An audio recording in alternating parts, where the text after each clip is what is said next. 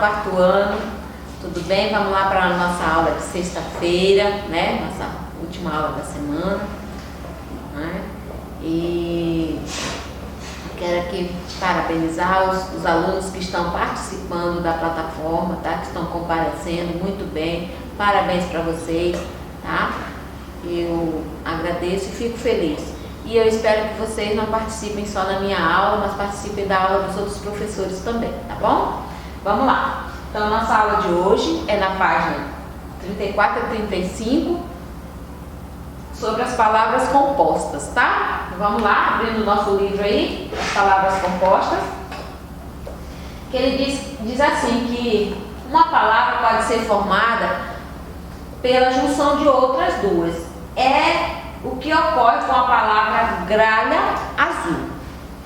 Palavras compostas são aquelas formadas a partir de outras palavras, podendo ou não ser unidas por hífen. Hífen é esse sinalzinho que tem separando aqui a palavra gralha azul.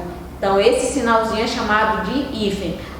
Mas as palavras compostas, elas podem vir acompanhadas desse sinalzinho ou não, tá?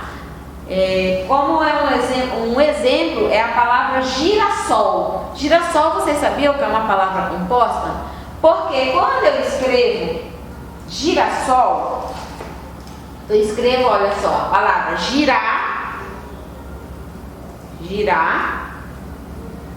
e a palavra sol. Tem duas palavrinhas na palavra girassol, por isso ela é chamada de palavra composta, ok? Tem que estar muito atento nisso aí. Às vezes, quando você estiver estudando aí as palavras compostas, mais lá pelo quinto ano, vocês vão estudar muito isso ainda, vocês têm que estar atentos, porque tem as palavras compostas que vêm separadas pelo hífen e tem as palavras compostas que tem numa palavra só, nós tiramos duas palavras, então ela é considerada uma palavra composta, que é o caso aqui do girassol, guarda-roupa. Só que o guarda-roupa é separado pelo hífen, o girassol não, tá? Nós temos aqui também, ó, paraquedas. Paraquedas, ele não é separado por hífen, mas é uma palavra composta. Porque, ó, aí, ó, quedas. Paraquedas é uma palavra composta. Você forma duas palavras numa só, ok? Depois nós temos o cachorro-quente. Esse é fácil, porque o cachorro-quente vem separado a palavrinha pelo hífen. Então, é fácil de identificar. É mais difícil quando ela não tem o hífen, tá? Nós temos aqui também, ó, pernilongo. Pernilongo é uma palavra composta, mas ela não é separada pelo hífen, tá? Salva-vidas, separada pelo hífen, é uma palavra composta. Beija-flor também é uma palavra composta, separada pelo hífen, tá? Tem que estar atento na palavra composta que não tem o sinal hífen. Aí ele diz, existe o nome que está representado nas imagens. Então, nós temos aqui o porta-retratos, nós temos mais de um retrato, então é porta-retratos. Só que ele é separado pelo hífen. Depois nós temos roda-gigantes. Roda gigante. Então, roda gigante também é uma palavra composta separada pelo hífen, tá? Aí ele diz assim, ligue as palavras do quadro a seguir e forme palavras compostas. Então, nós vamos ligar e formar as palavrinhas compostas aqui. Nós temos couve-flor, formou uma palavra composta. Bate-papo, criado-mudo, bem-estar, passa-tempo, ponta-pé, perna alta, vai, vem, manda, chuva, arco-íris. Todas essas aí nós formamos palavras compostas, ok? Aí nós temos aqui também, agora ele diz assim, resiste às palavras formadas, palavras com hífen e palavras sem hífen. Então, prestem bastante atenção nisso aí, tá? Prestem bem atenção, porque eu posso pedir também isso nas atividades de vocês, nas atividades avaliativas, tá? Então, prestando bastante atenção nas palavras que são formadas com hífen, nas palavras que são formadas sem hífen, tá? Então, nós temos aqui, com hífen, couve-flor, bate-papo, criado mudo, bem-estar e arco-íris. Sem hífen, passatempo, pernalta, pontapé, vai e vem e manda-chuva. São palavras compostas sem hífen, ok? Muito bem. Eu espero que vocês tenham entendido, porque não é um conteúdo muito difícil, é fácil de entender, é só prestar bastante atenção, fazer leitura, tá? Estar atento a isso aí. E para essa semana, para esse final de semana, eu digo para vocês que cada dia que a cada dia você valorize o lindo presente que Deus lhe deu. Agradeça sempre, seja feliz e aproveite todos os segundos, pois você merece ser sempre feliz. Isso é o que eu desejo para vocês nessa semana, nesse final de semana, tá bom? Aproveitem bastante, segunda-feira é feriado e aproveitem, tá? Boa aula e até mais!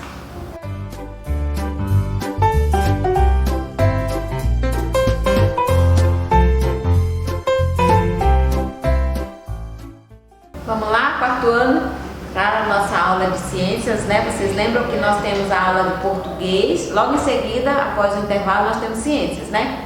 Então vamos lá para a nossa aula de ciências agora. E eu coloquei para vocês aqui, na página 32, 33, 34, nós temos aí as rochas e a história da Terra. Então é um conteúdo bem interessante, tá? As rochas e a história da Terra é um conteúdo bem interessante, bem legal, espero que vocês gostem, tá? Que diz assim: uma das maneiras de conhecer a história da Terra é compreender como a vida se desenvolveu em nosso planeta. É conhecendo as rochas que encontramos na crosta terrestre, ou seja, crosta terrestre, a parte de cima da Terra, tá? Na imagem ao lado, dessa imagem aqui, vocês têm aí no livro de vocês, ele diz assim, que podemos observar uma rocha sedimentar formada por diferentes camadas de sedimentos. Você observa que a rocha aqui, ela tem várias formas, né? Que é chamado de sedimentos. Os sedimentos mais antigos encontram-se nas camadas inferiores, ou seja, inferiores embaixo. E os mais recentes ficam nas camadas superiores, parte de cima da rocha. Então, embaixo são as partes inferiores e a parte de cima são as superiores, tá? Aí que diz assim: ao analisar os sedimentos das diferentes camadas desse tipo de rocha, os cientistas conseguem obter informações sobre o passado da Terra e dos seres vivos que habitavam nela, tá? Quando fazem essa análise aí nessas rochas aqui. Se vocês observarem, a parte de baixo, o sedimento dela, ela está mais bruta, né? Já a parte de cima, ela está o quê? Mais gasta, né? Porque a parte de cima é onde teve seres vivos e é onde nós vivemos, né? Aí nós temos ali os fósseis, né? Os fósseis, durante o processo de formação das rochas sedimentares, resto de animais ou plantas pode ficar aprisionado entre as camadas de sedimentos e formar isso aí, ó.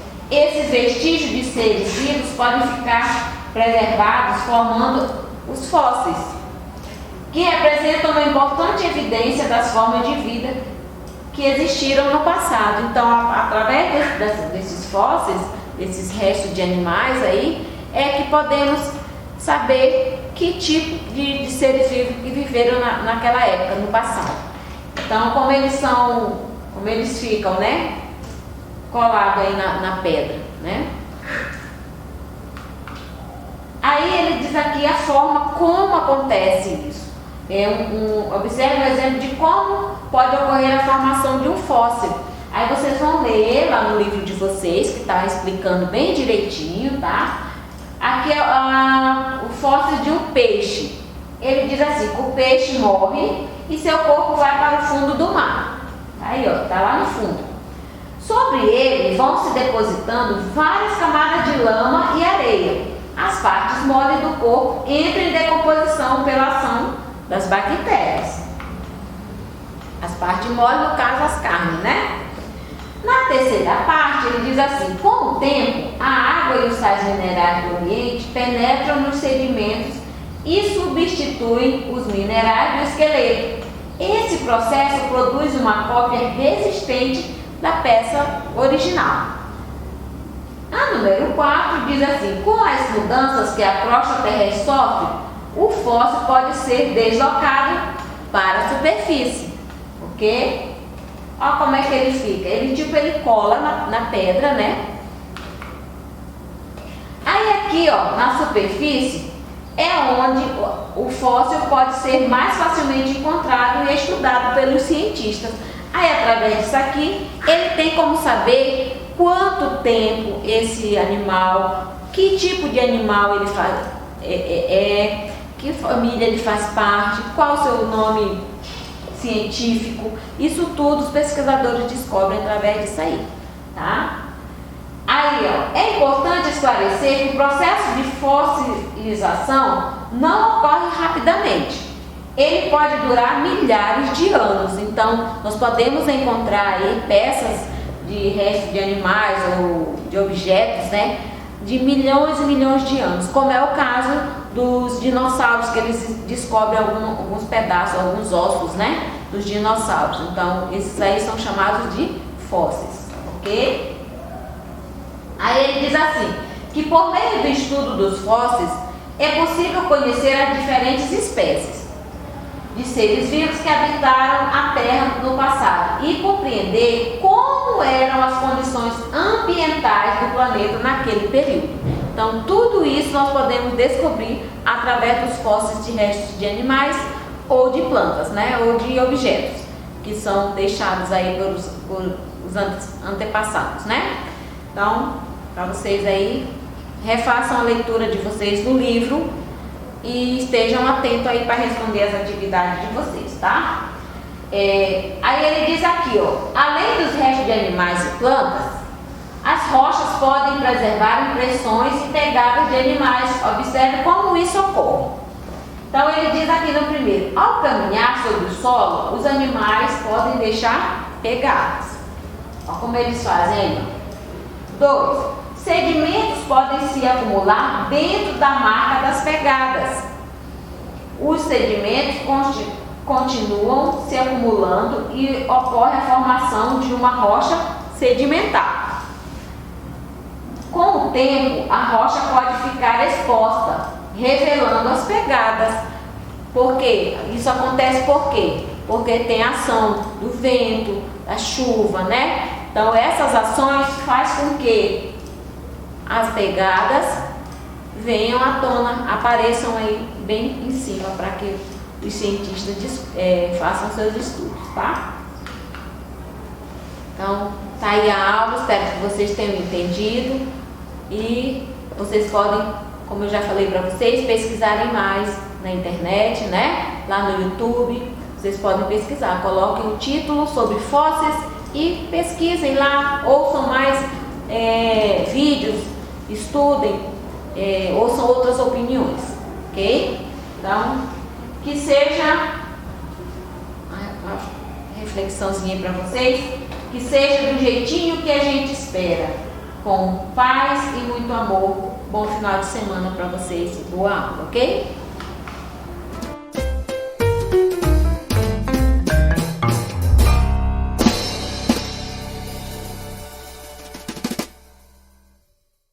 Olá, quarto ano! Tudo bem com vocês? Estamos aqui para mais uma aula em casa. A aula de hoje é referente ao dia 11/9/2020, quase acabando o ano, né? Vamos trabalhar um contexto chamado paisagem sonora. Esse contexto está aí na página 42 do seu livro didático e a gente vai um pouco dialogar e discutir sobre o que seria essa paisagem sonora. De cara, eu apresento para vocês aqui um rapaz sentado aqui lá na sacada de um prédio, né? Olhando essa cidade.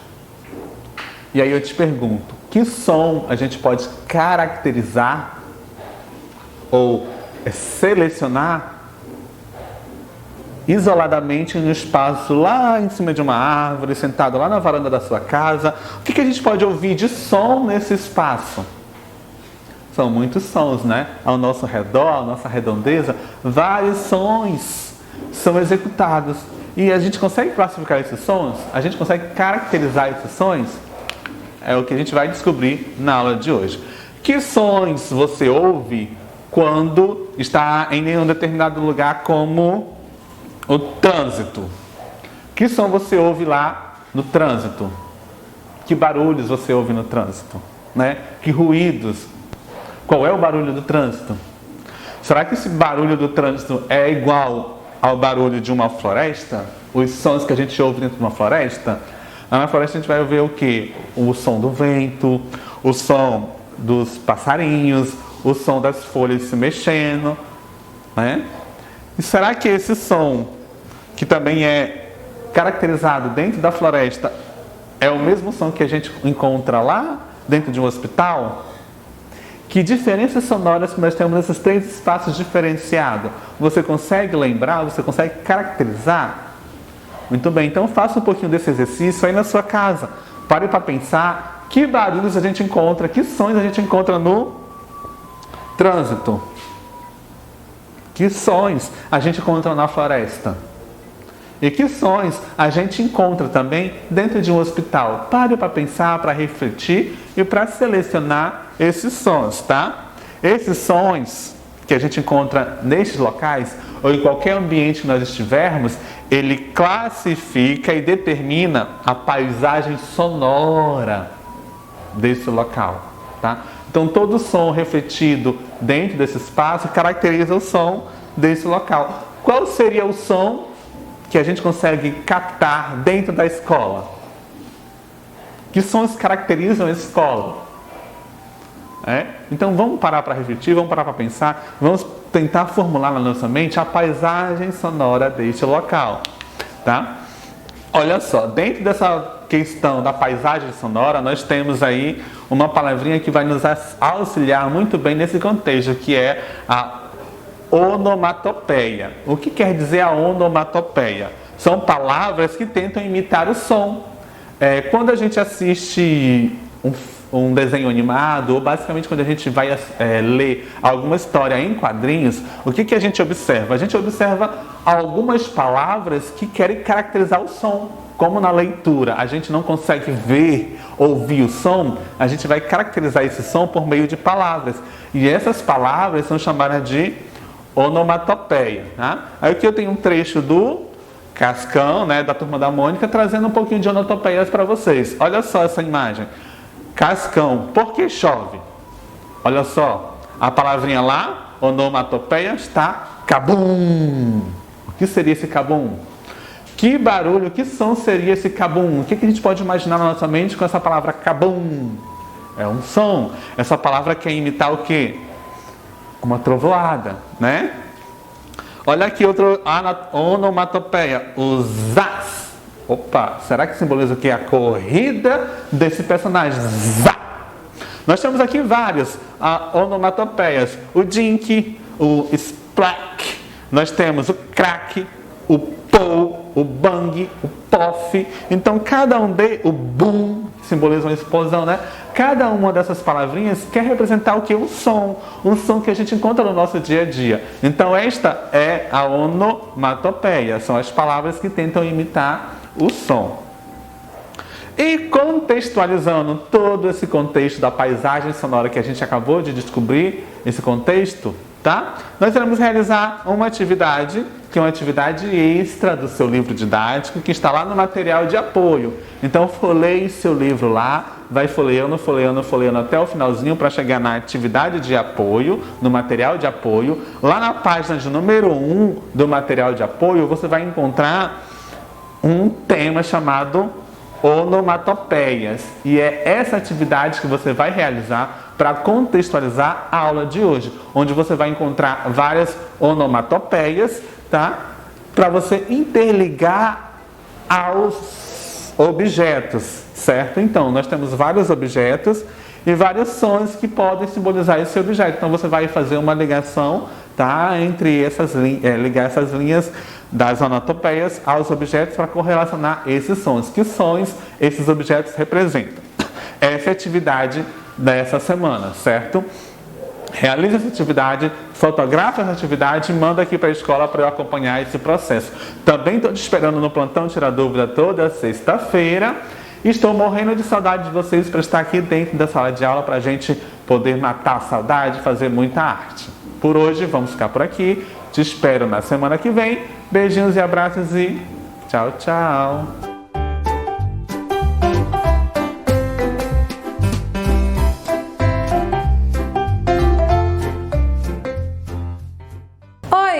Oi, quarto ano, tudo bem com vocês? Eu espero que vocês estejam todos bem. Hoje é sexta-feira, dia 11 de setembro. Estamos começando mais uma aula de matemática.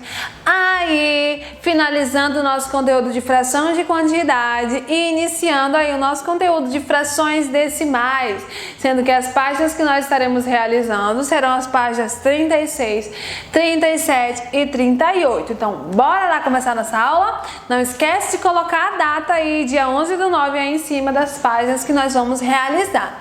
Nós temos aí a número 7. Em cada item, determine a quantidade representada pela fração. Então, nós temos aí, ó, 1/2 de 350 morangos aí na letra A. A gente vai trabalhar com a quantidade dividido pelo denominador. Então, nós vamos ter aí 350 dividido para 2, que nós temos como resultado 175 morangos. Agora a letra B, letra C e letra D, você vai estar pausando e realizando. Lembrando que a gente tem a quantidade, nós vamos observar a quantidade e dividir pelo denominador. Pausa aí e realiza, que eu sei que você consegue, tá bom?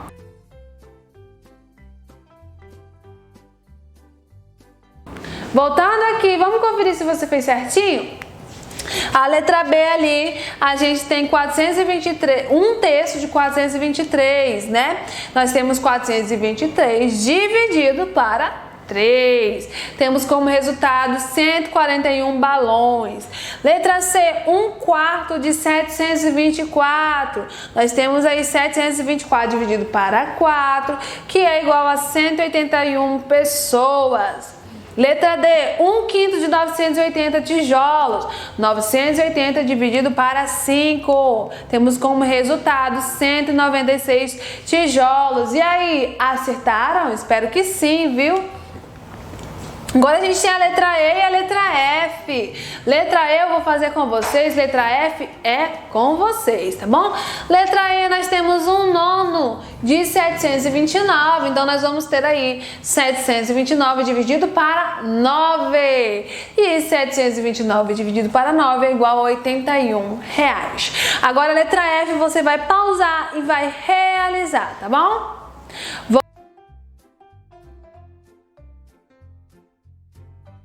Voltando, vamos ver se fizeram certo. Nós vamos ter aí 1/7 de 819. 819 dividido para 7, que é o nosso denominador, não é? Nós temos R$117. E aí, acertaram? 8. Uma escola tem 960 alunos e um sexto desses alunos vão ao museu. Quantos alunos não vão participar desse passeio? Primeiro a gente precisa saber quantos que vão e depois a gente vem saber quantos que não vão, tá bom? Quantos que vão? 1/6. Então a gente tem 1/6, né? De 960 é 960 dividido para 6. Quanto que é 960 dividido para 6? Eu peço que nesse momento você pause aí o vídeo e faça essa divisão.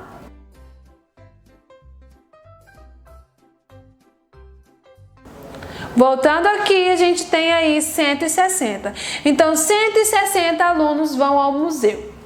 Quantos que não vão? A gente precisa pegar o total de alunos, retirar os que vão e os que sobrarem vai ser aqueles que não vão. O total não é 960? 960 menos 160, que é a quantidade que vai, né? Logo, 960 menos 160 é igual a 800. Não vão participar desse passeio 800 alunos. Bastante alunos não vão, né? A gente tem aí a número 9, a quantia de R$50 representa. Aí nesse caso, vocês vão ter que calcular 1/2 de 150, 1/5 de 150 e 1/3 de 150. Aquele que tiver 50 como resultado, você vai marcar o X, tá bom? Então pausa aí e realiza.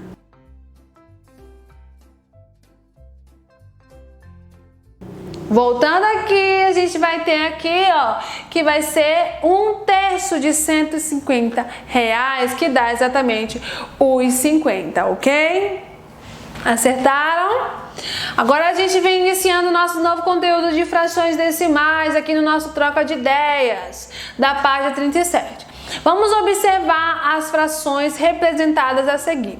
O nosso inteiro foi dividido em 10 partes iguais e uma dessa parte foi pintada. A gente tem a fração 1 de 10 e a gente lê como aquela fração? 1/10, tá bom? Agora a gente tem que o nosso inteiro foi dividido em 100 partes e foram pintadas, foram coloridas 10 partes. A fração que a gente representa lá, ó, é 10 que foram pintadas de 100, tá bom? Então nós lemos lá 10 centésimos. Toda vez que a gente tiver, ó, o 10 como denominador, nós vamos ler décimos. Se a gente tiver o 100 como denominador, nós vamos ler centésimos, tá bom? Que é o que a gente tem ali, ó, 10 e o denominador é centésimos, certinho? Agora a gente tem aí, ó, que as frações 1/10 e 10 centésimos são frações decimais, pois apresentam aí nos denominadores os números 10 e 100, que são aí números múltiplos de 10, ok? A gente tem uma atividade aí para estar realizando. As figuras a seguir foram divididas em partes iguais. Escreva a fração que representa a parte colorida de cada figura. A gente vai visualizar aí que todas essas figuras foram divididas em 10 partes, tá bom? Então, todas essas frações vão ter aí como denominador o 10, tá bom? Quantas partes foram coloridas nessa primeira? Foram 5 de 10, então nós temos 5 décimos. Agora eu peço que todas as outras vocês façam, tá bom? E o pontinho também. Pausa aí e realiza.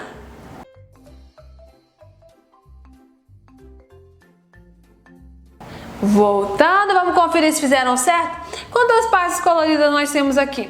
9. E quantas partes tem no total? 10. Então nós temos 9 décimos. Essa aqui a gente tem duas partes coloridas de 10, então são 2 décimos.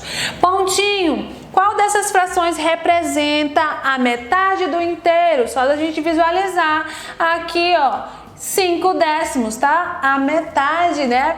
5 é a metade de 10, então nós temos aí que a fração 5 décimos. Acertaram? Agora a gente tinha 2. As figuras a seguir foram divididas em partes iguais. Já vamos visualizar que foram divididas em 100.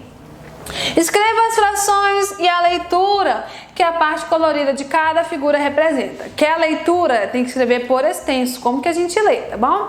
Letra A gente vai observar quantas foram pintadas. 1, 2, 3, 4, 5. Então nós temos que fração?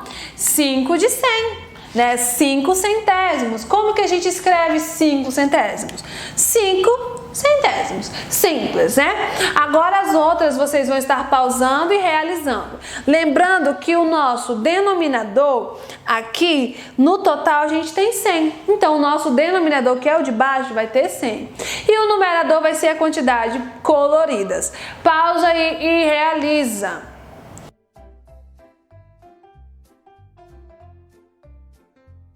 Voltando aqui, vamos ver se fizeram certo. a gente tem que foram coloridas aí 25 de 100. Então, nós temos 25 centésimos. Observa aí para ver se acertou a forma aí escrita, tá bom? Agora a gente tem a letra C. Quantos foram coloridos, hein, nesse desenho? A gente tem 50 foram coloridos aí, de 100, então nós temos 50 sobre 100. Como que nós lemos aqui? 50 centésimos. Pontinho. Qual dessas frações representa, pontinho ali de novo, 1/4 da figura? Vai ser aí 25 de 100. Porque quando a gente trabalhar com 1/4, seria qual foi dividido por 4? Qual que daria sendo dividido por 4? E a gente sabe que se a gente pega 100 e divide para 4, é igual a 25. Logo, 25 centésimos é ali 1/4 da figura, tá bom? E a metade, gente, qual seria que tem a metade ali? É exatamente aqui, 50 centésimos, porque 50 é a metade de 100, tá bom? Agora a gente vem concluindo a nossa aula de hoje, onde a gente trabalhou e relembrou, né, fez algumas atividades de fração de quantidade, observando sempre que é dado uma determinada quantidade, você vai dividir a quantidade pelo denominador, que é o número de baixo, tá bom? E entramos aí com as frações decimais, que vamos ter aí como denominadores 10 e denominadores 100, tá bom? Na próxima aula a gente vem continuando as nossas atividades aí sobre as frações decimais, ok? E é isso, gente. Desejo a vocês um ótimo final de semana e até semana que vem. Tchau, tchau!